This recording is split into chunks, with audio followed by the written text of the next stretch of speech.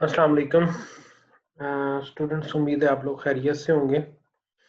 आप लोगों के सवालों की बुनियाद पे मैं ये आपके सवालों के जवाब देने के लिए ये वीडियो बना रहा हूँ। कुछ स्टूडेंट्स को तो ये कॉन्सेप्ट क्लियर है और जिन बच्चों को ये क्लियर नहीं है उनको समझाने की गरज से ये वीडियो बनाई जा रही है। इसमें मैं दो चीज़ें कवर करूँगा। एक तो ट्रिग्नोमेट्रिक फंक्शंस की बात करेंगे और दूसरा जो ट्रांसफॉर्मेशन है फंक्शंस की, कि एक फंक्शन आपको दिया हो उसकी मदद से आपने दूसरा फंक्शन कैसे बनाते हैं, जिसको वो हमने बोला था स्ट्रेचिंग, श्रिंकिंग या फिर रिफ्लेक्शन, वो सारी चीजों की बात करेंगे। ओके, जो ट्रिग्नोमेट्रिक फंक्शंस है ना, ट्रिग्नोमेट्रिक फंक्शंस ये वही साइन, कोसाइन, टैन, ये वो वाले फंक्शंस हैं। जब आप कैलकुलेटर में इनकी वैल्यूज कंप्यूट करने लगते हैं तो आप अगर रेडियन मोड में रख लें अपना कैलकुलेटर और आप कोई भी नंबर लेके उसका साइन वैल्यू कंप्यूट करें या कॉस वैल्यू कंप्यूट करें, मतलब जो भी नंबर आपने लिया उसकी साइन कंप्यूट किया या कॉस कंप्यूट किया, तो आप एक चीज नोट करेंगे कि जो आपके आंसर्स हैं वो 1 और -1 के बीच में आएंगे। तो ये जो ए पार्ट है, फॉर एग्जांपल ये वाला, ये डायग्राम अगर आप देखो तो ये F of X is equal to sine X, ये इसका ग्राफ बना हुआ है। तो गौर करें तो ये इधर ना नेगेटिव नंबर्स, सारे के सारे नेगेटिव नंबर्स पे आपको साइन कोई ना कोई वैल्यू दे रहा है। और जो ये 1 है और ये -1 है, तो जो भी वैल्यूज आ रही हैं एक्स की कोरिस्पोंडेंस में साइन एक्स की, वो इस 1 और इस -1 के दरमियान में ही आ रही है।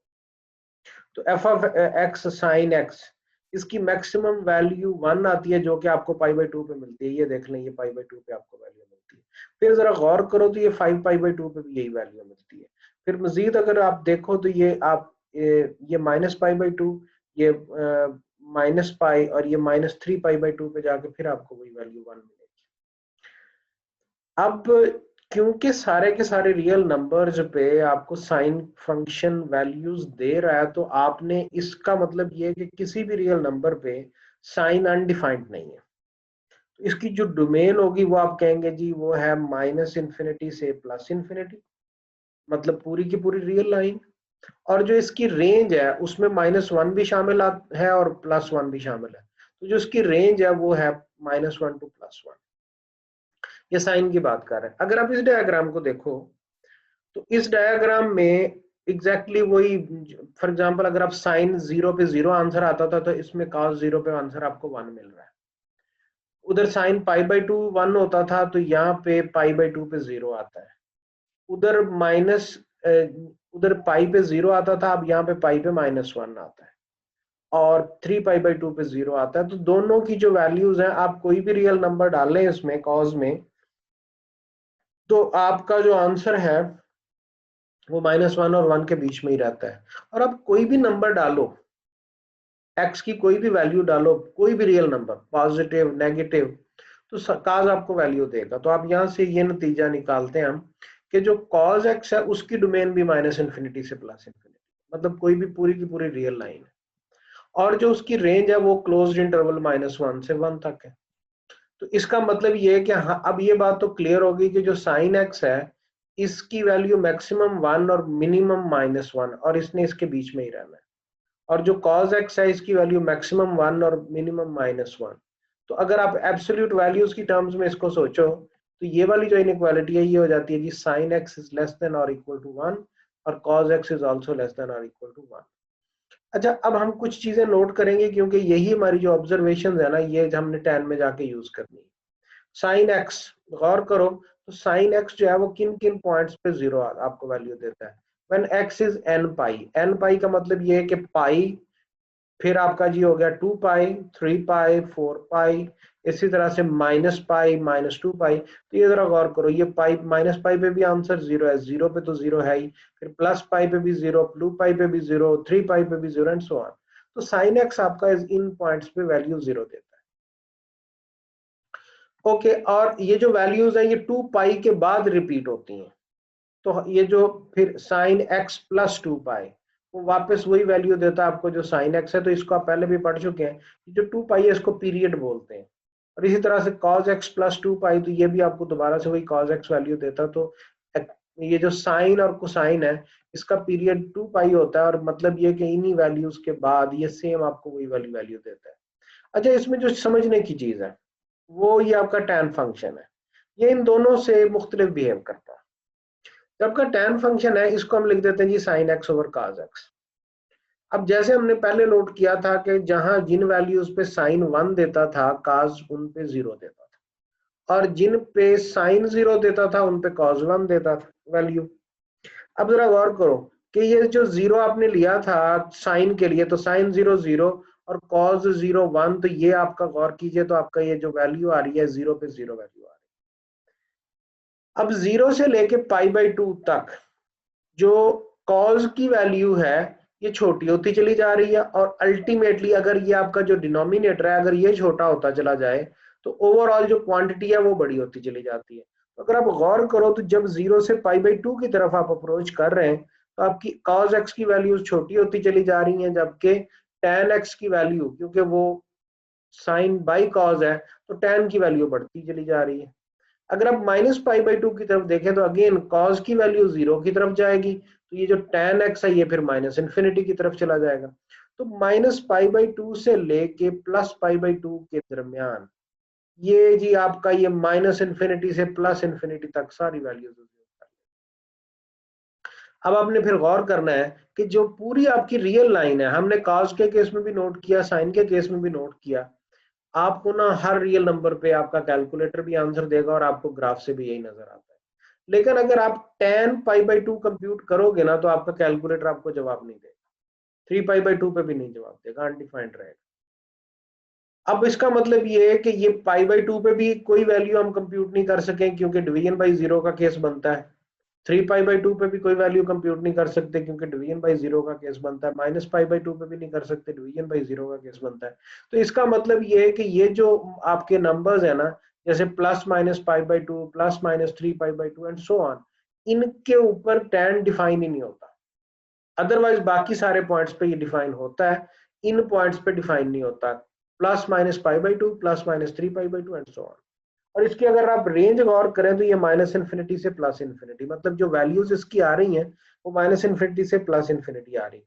जो cos फंक्शन था आपका, उसका आपको याद होगा वो -1 से 1 तक था। cos और sin दोनों एक ही जैसे थे, -1 से 1 तक उनकी वैल्यूज आती। लेकिन tan के केस में ये -∞ से +∞ तक जाता। और आप एक और चीज गौर करेंगे कि उन दोनों का पीरियड था 2 पाई, जो tan है इसका पीरियड है पाई। पाई के बाद एग्जैक्टली वही पैटर्न भी A1 करना शुरू कर देता है, बिल्कुल वही पैटर्न रिपीट होना शुरू हो जाता है। तो जो tan है इसका जो पीरियड है वो है पाई, और जो cos और sin है उनके पीरियड्स हैं 2 पाई। अब इनके ऊपर ना मैंने आपको जो एक्सप्लेनेशन देनी थी वो दे दी। अब अगर आपका कोई सवाल होगा तो वो आप मुझसे ज्यादा प्रिसाइज पूछेंगे। मुझे जो आप लोगों को समझाने में जो एक प्रॉब्लम आ रही है वो ये कि आप कंफ्यूजन को बुरा समझ रहे हैं, जबकि मेरे हिसाब से कंफ्यूजन बुरी चीज नहीं है। कंफ्यूजन होगी तो आपको चीजें समझ आने लगेंगी। पहले आप कंफ्यूज होंगे, फिर आप उस कंफ्यूजन की रिमूवल के लिए सवाल पूछेंगे, और जब आप सवाल पूछेंगे तो फिर हमें वो जो कॉन्सेप्ट है वो क्लियर होते नजर आएंगे। तो कंफ्यूज होना बुरी बात नहीं है, आप लोग कंफ्यूज होकर परेशान नहीं होंगे, आप लोग अपने क्वेश्चंस को रिपीट करेंगे। आपका दूसरा सवाल था ट्रांसफॉर्मेशन ऑफ फंक्शंस पे। जब हम फंक्शंस, ट्रांसफॉर्मेशन ऑफ फंक्शन का मतलब क्या हम ले रहे हैं? ट्रांसफॉर्मेशन ऑफ फंक्शन का मतलब ये है कि हमें सादा सादा फंक्शंस का पता है, अब उन फंक्शंस की हम जगह बदलना चाहते हैं। उन फंक्शंस के बारे में जो हम जानते हैं उस इंफॉर्मेशन को यूज करके हम नई चीज को कैसे देखें। आगे चल के हम एग्जांपल्स करेंगे। अब उन एग्जांपल्स में ना आपका जो फंक्शन है, पहले अगर बहुत सिंपल लग रहा था तो ट्रांसफॉर्मेशन के बाद उसका एक्सप्रेशन हमके लिए कॉम्प्लिकेटेड लगे। जैसे y = x², ये आपकी एक पैराबोला बनती है। लेकिन आप अगर कह दें y = x² + 4 x² - 4 या फिर x² + 2x + 4, अब x² + 2x + 4 ये एक्सप्रेशन बजाय कॉम्प्लिकेटेड हो गया। लेकिन हम अगर ये नोट कर लें कि ये जो इंफॉर्मेशन x² में है वही इसमें है, तो हमारी लाइफ बहुत सिंपल हो सकती है। अच्छा, वीडियो बनाने का, जो मैं वीडियो आपके लिए रिकॉर्ड करता हूं तो आपने इसका एक और एडवांटेज भी लेना है कि आप बात सुनते रहें और जो बात आपको समझ ना आए ना उसको दोबारा दोबारा से रिपीट करके देखते रहें। सबसे पहले ना हम ट्रांसलेशन देखते हैं कि ये ट्रांसलेशन कैसे होती है, और उसके लिए ना मैं यूं करता हूं, ये पहले आपको कुछ डायग्राम्स आपके सामने खोल के गौर करो। ये आपका फंक्शन है y is equal to F of X. ये आप अगर अपना फंक्शन समझ लें, अगर मैं ये कह दूं y is equal to F of X plus C, तो ये c यूनिट्स ऊपर चला गया है। गौर करो, प्लस c है तो ये c यूनिट्स ऊपर चला गया। जैसे एक्स स्क्वायर मैंने कहा, तो एक्स स्क्वायर प्लस 4 में आपका फंक्शन 4 यूनिट्स ऊपर चला जाए। अगर मैं कहूं एफ ऑफ एक्स माइनस सी, तो आपका फंक्शन 4 यूनिट्स नीचे चला जाए। अगर मैं अब ये ऊपर और नीचे की मूवमेंट के लिए हम क्या कर रहे थे, प्लस सी या माइनस सी कर रहे थे एफ ऑफ एक्स में। अगर मैं ये कह दूं एफ ऑफ एक्स माइनस सी, मतलब मैंने जो फंक्शन है उसको अगर राइट पे लेके जाना है, तो अब मैं क्या करूंगा, ये जो फंक्शन में एक्स की बजाय मैं एक्स माइनस सी लिख दूंगा, उससे आपका फंक्शन उतने यूनिट राइट की तरफ चला जाएगा। और अगर मैं x प्लस सी लिखूं, तो इसका मतलब आपका फंक्शन उतने यूनिट लेफ्ट वाली साइड पे चला जाएगा। ओके, अब एक और चीज नोट करते हैं जी।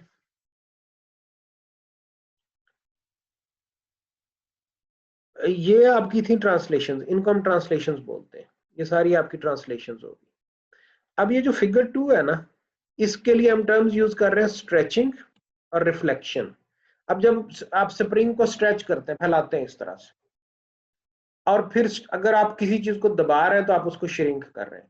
तो स्ट्रेच करने का मतलब ये है कि आप उसको खोल रहे हैं, और ये जो श्रिंक करने का मतलब है आप उसको प्रेस कर रहे हैं, आप उसको दबा रहे हैं। अच्छा, अगेन इस डायग्राम को देखो जरा, ये y is equal to F of X. जो अगर मैं इस एफ ऑफ एक्स को किसी नंबर c से मल्टीप्लाई कर दूं, अब जैसे मैं कह दूं आपसे y is equal to, simply मैं x कह दूं और फिर कह दूं y is equal to 5x, तो आप गौर करेंगे आपका जो फंक्शन है, अगर आपका x पहले जब था ना आपका function y is equal to x, तो x की वैल्यू 1 पे y 1 वैल्यू अटेन कर रहा था। लेकिन अब जब मैंने उसको 5 से मल्टीप्लाई कर दिया, तो x की वैल्यू अगर 1 है तो y की वैल्यू अब 5 हो गई। तो इसका मतलब ये कि आपका जो ग्राफ है ना वो ऊपर स्ट्रेच हो रहा है और वर्टिकल स्ट्रेच ले रहा है, ऊपर चला गया। जैसे ये देखो, जब सी एफ ऑफ एक्स लिखा, तो अब जो वैल्यूज है वो सी के फैक्टर से मल्टीप्लाई होती चली जा रही है। सी के फैक्टर से मल्टीप्लाई होने के बाद उनकी जो शेप है वो ज्यादा, उनकी ग्रोथ ज्यादा तेज हो गई।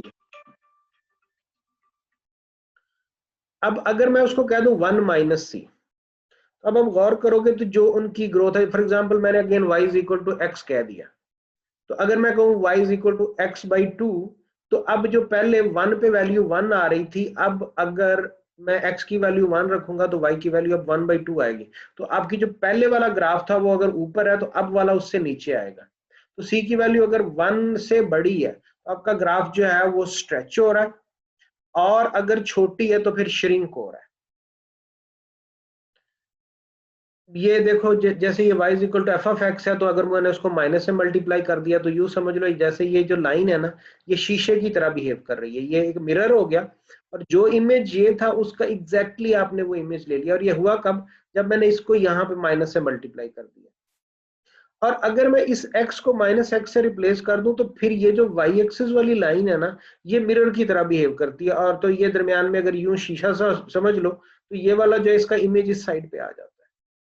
अब हम इनकी ये जो कंडीशंस है वो देख लेते हैं, vertical and horizontal stretching and reflecting. अब ये जो c से मल्टीप्लाई किया, c से मल्टीप्लाई किया तो आपका ग्राफ स्ट्रेच हुआ। आपका ग्राफ की जो अलोंग y एक्सिस है ना वो ऊपर फैल गया, ऊपर चला गया। उसकी उसकी वैल्यूज पहले वाले ग्राफ से ऊपर ऊपर ही रहेंगे। श्रिंक होने का मतलब ये है कि उससे नीचे आ जाएंगी। और अगर आपने हॉरिजेंटली चीजों को देखना है, तो हॉरिजेंटली चीजों को देखने के लिए अब अगर आपने cx, मतलब अगर पहले आपने x लिखा हुआ था अब आपने 2x लिख दिया, तो ग्राफ आपका श्रिंक हो जाएगा। और अगर आपने x/2 लिख दिया तो अब ये स्ट्रेच हो जाएगा। तो इसकी आगे कुछ एग्जांपल्स करते हैं ताकि ज्यादा चीजें क्लियर हो। ये नहीं, ये आपका आ गया जी कॉज फंक्शन। ये वाली जो लाइन है ना, ये वाली लाइन, ये मैंने आपको ये वीडियो पहले भी बना के दी थी। ये जो मैरून टाइप लाइन है ये वाली, ये आपका कॉज एक्स का ग्राफ है। अब जरा गौर करो कि जब इसको 2 से मल्टीप्लाई करते हैं तो ये पहले वाले ग्राफ से ऊपर चला जाता है, और फिर जब वैल्यूज नेगेटिव आती हैं तो नीचे हो जाता है, और फिर दोबारा जैसे जैसे पॉजिटिव होती हैं तो ऊपर चला जाता है। ये 1/2x वाले को देखो, ये श्रिंक, ये जो 2 के साथ मल्टीप्लाई किया तो हम इसको बोल रहे हैं कि ये स्ट्रेच हो रहा है, और जब 1/2 के साथ मल्टीप्लाई किया तो हम कह रहे हैं श्रिंक हो रहा है। ये देखो, ये वाली लाइन उससे यहाँ उसके नीचे आ गई और नेगेटिव वैल्यूज में उसके ऊपर ऊपर। अब इसको देखो, इसको हॉरिजॉन्टल के कॉन्टेक्स्ट में सोचो। ये जो था यहाँ पे आपने कॉस, यहाँ पे सी की जगह पे टू रख लिया, और फिर ये आपने 1/2 कर दिया, यानी कि 1/c वाली फॉर्म ले आए। अब ये हॉरिजॉन्टल को भी देखो जरा, ये जो मैरून सी लाइन है ये आपका फिर हो गया जी cos x वाला ग्राफ, और ये जब x को 2x से रिप्लेस किया तो आप गौर करो आपका ग्राफ श्रिंक हो गया। आपको यूं लग रहा है जैसे स्प्रिंग को नहीं आप दबा देते तो ये आपका ग्राफ दब गया, तो जो उसकी ये कर्व्स है ये पहले से श्रिंक्ड है। पहले ये आपका ग्राफ ज्यादा स्ट्रेच्ड फॉर्म में बिहेव कर रहा था, अब ये श्रिंक सा हो गया, ये दब सा गया है। और ये दबने का मतलब क्या, कि जब आप x की वैल्यू पहले रिप्लेस कर रहे थे कुछ पॉइंट्स पे, अब ये उससे जल्दी बिहेव कर रहा है। फॉर इंस्टेंस अगर आप गौर करो तो π/2 पे cos जो है वो 0 वैल्यू देता है आपको, π/2 पे। अब π/2 पे यहाँ पे भी ये इसको कट कर रहा है, लेकिन ये देखो यहाँ पे ये उससे बहुत जल्दी कट कर गया है। ये जब आप इसको ले रहे हो ना, ये वाला आपका जो ग्राफ है जिसमें 2x की बजाय 2x कर दिया आपने, तो अब ना ये देखो ये उससे बहुत पहले ये उस लाइन को कट कर जाता है। ये आपने रीजंस आइडेंटिफाई करनी है कि ऐसा ये क्यों करता है। तो इसका जो जब आप इसको x को 2x से मल्टीप्लाई करते हैं तो ये श्रिंक कर जाता है, और जब आप इसको 1/2x से मल्टीप्लाई करते हैं तो ये ज्यादा, फिर यूं समझो ये फैल जाता है। एक एग्जांपल और करते हैं। ये x स्क्वायर रूट का ग्राफ है, ये वाला जो है, ये वाला x स्क्वायर रूट का ग्राफ है। ये जो डायग्राम ए है ना, ये x स्क्वायर रूट का ग्राफ है। फिर जब आपने कहा x स्क्वायर रूट -2, तो ये आप जी -2 नीचे ले गए, आप इसको ट्रांसलेट कर दिया आपने इसको। फिर आपने इसको कर दिया जी हॉरिजेंटली ट्रांसलेट कर दिया। अब ये जरा नोट करते जाओ कि ये वाला एक्सप्रेशन जब आपने x-2 लिया तो ये यहाँ पे पहुंच गए। जब ये x-2 किया तो अब आप 2 यूनिट्स राइट की तरफ चले गए। जब आपने इस x स्क्वायर रूट को माइनस स्क्वायर रूट x किया तो ये फिर आप नीचे चले गए। और जब फिर आप इसी आपने एक्सप्रेशन को 2 से मल्टीप्लाई किया तो अब ये स्ट्रेच हो गया, हॉरिजॉन्टल स्ट्रेच हो गया। और जब आपने x को -x से रिप्लेस किया तो ये आपकी रिफ्लेक्शन हो गई। इसका फायदा क्या है? फायदा इस सारे प्रोसेस का ये है कि आपने फर्ज कीजिए ये आपके पास फंक्शन है f(x) = x² + 6x + 10। ये जो एक्सप्रेशन है अगर आप इसको x² के साथ कंपैरिजन करके देखो तो ये काफी कॉम्प्लिकेटेड लगता है आपको। और फिगर 5 में ये y = x², ये डायग्राम बना दी गई आपके लिए। अब इस डायग्राम की इसको स्टडी करना बहुत आसान है। ये सिमेट्रिक है अबाउट y एक्सिस, मतलब ये y एक्सिस के जैसी दाएं साइड पे है उसी तरह की बाएं साइड पे है।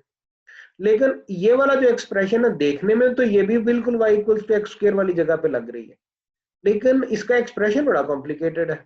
वजह क्या है? वजह यह है कि ये वाला जो आपका फंक्शन है, ये फंक्शन इसी x² की ट्रांसलेशन से डेवलप हुआ है। अब आप क्या कर रहे हैं कि ये जो आपका y = x² है इसको आपने शिफ्ट कर दिया है। 3 यूनिट्स आपने इसको लेफ्ट पे शिफ्ट कर दिया है और 1 यूनिट इसको आपने अपवर्ड शिफ्ट कर दिया। तो जब आपने 3 यूनिट्स इसको लेफ्ट पे शिफ्ट किया तो ये हो गया जी x² + 3, और +1 किया तो 1 यूनिट्स अपवर्ड भी कर दिया। अब उससे ओवरऑल जब उसको एक्सप्रेशन को खोला तो ये जो एक्सप्रेशन है आपका y = x + 3² + 1, तो ये ओवरऑल होके जी ये कॉम्प्लिकेटेड एक्सप्रेशन में डेवलप हो गया। तो ये जो बाहिर आपको कॉम्प्लिकेटेड एक्सप्रेशंस लग रहे हैं, ग्राफ की टर्म्स में सोचोगे तो ये बिल्कुल सिंपल है। अच्छा, मैंने आप लोगों के जो जो सवाल थे उनका जवाब देने की कोशिश की है। आप लोगों के सवालों पे मैं इसी तरह से रिस्पॉन्ड करने की पूरी कोशिश करता रहूँगा। आप लोग मुख्तलिफ बैकग्राउंड से आए हुए हैं। जब आप लोगों ने अपने जो पिछली तालीम है उसमें, मुझे नहीं पता कि आपकी तरजीहात क्या है, मुझे बज़ाहिर ये लगता है कि हाँ, बहुत ज़्यादा ना जो कॉन्सेप्चुअल क्लैरिटी है उसके इश्यूज हो सकते हैं, लेकिन हम इस सेमेस्टर में उतनी बहुत ज़्यादा स्पीड ना भी लगाएं तो भी गुजारा चल जाएगा हमारा। तो मैं ये चाहूँगा कि आप लोग अपने सवाल पूछते रहें और मुझे आपके मसलों का अंदाज़ा होता रहे। मैं कोशिश ये करूँगा कि मैं आप लोगों को वो चीज़ें समझाता रहूँ। मैं फिर रिपीट कर रहा हूँ कि कन्फ्यूजन होना बुरी बात नहीं होती। आप सुनोगे, समझोगे, कुछ देर तक आपको लगेगा कि मुझे फलानी चीज़ समझ नहीं आ रही। जो आपकी कन्फ्यूजन्स हैं, उनको सवालों की सूरत में अगर लिख लोगे, तो चीज़ें बहुत बेहतर हो जाएँगी। फिर बार-बार मेरे से इंटरैक्ट करो। अगर आपको अपने व्हाट्सएप ग्रुप में सवाल पूछने में दिक्कत हो रही है, तो आप मेरे से प्राइवेटली पूछ लो। लेकिन पढ़ोगे तो ही चीज़ें क्लियर होना शुरू होंगी। इस वीडियो में को मैं यहीं पर रोक रहा हूँ। खुदा हाफ़िज़।